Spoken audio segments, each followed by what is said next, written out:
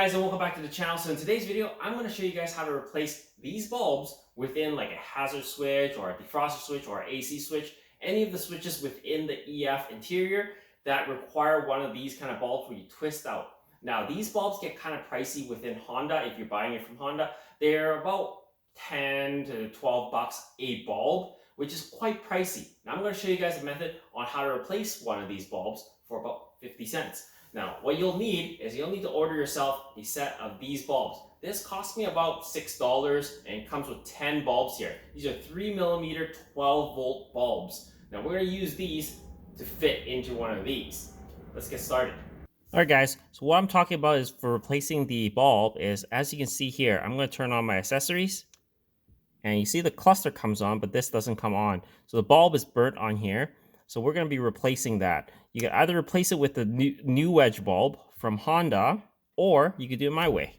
All right, so what you guys will need is these bulbs here. These are 3mm 12-volt bulbs. As you can see, these are tiny little bulbs. And you'll need your switch, of course, and then a screwdriver and a pick. Now, you'll have to replace, I don't know which one's bad, so you would probably have to take them out and then try to see which one is bad. But we know that this one is bad because I've already tested it.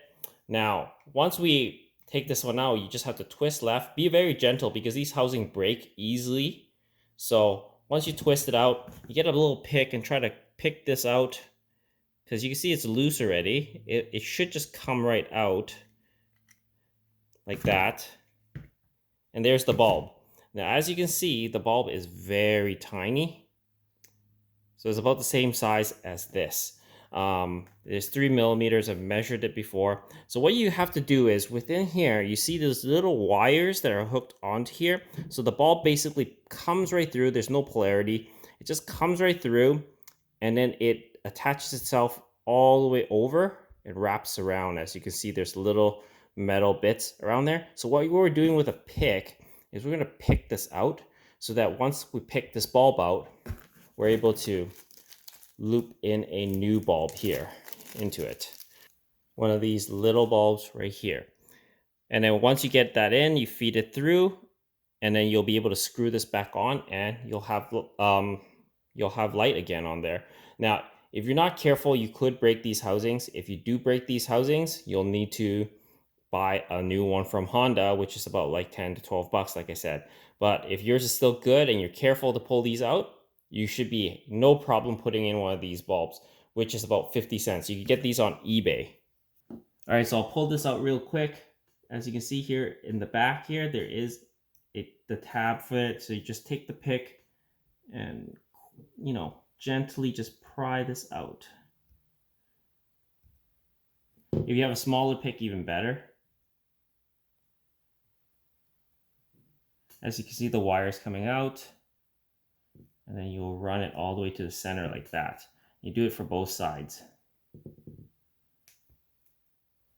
All right, now that's run through into the center. I want to straighten these wires out. You can use your fingers to do so.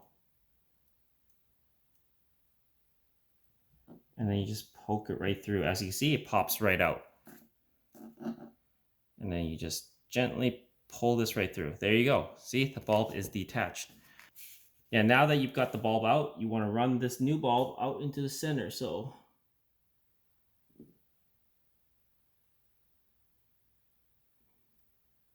there you go. It's poked through. The bulb is slightly bigger. As you can see, it sits a little bit taller, but that's okay. It'll still work completely fine. And then you run the wire around like so.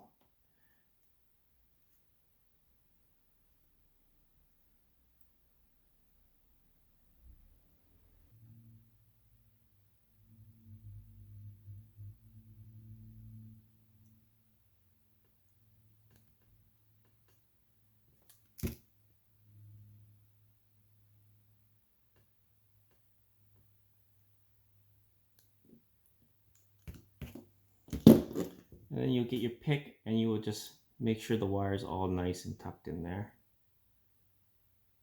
Doesn't have to be perfect, just as long as these contact points over here touches that. So then now we can feed this back in like so. twist it on.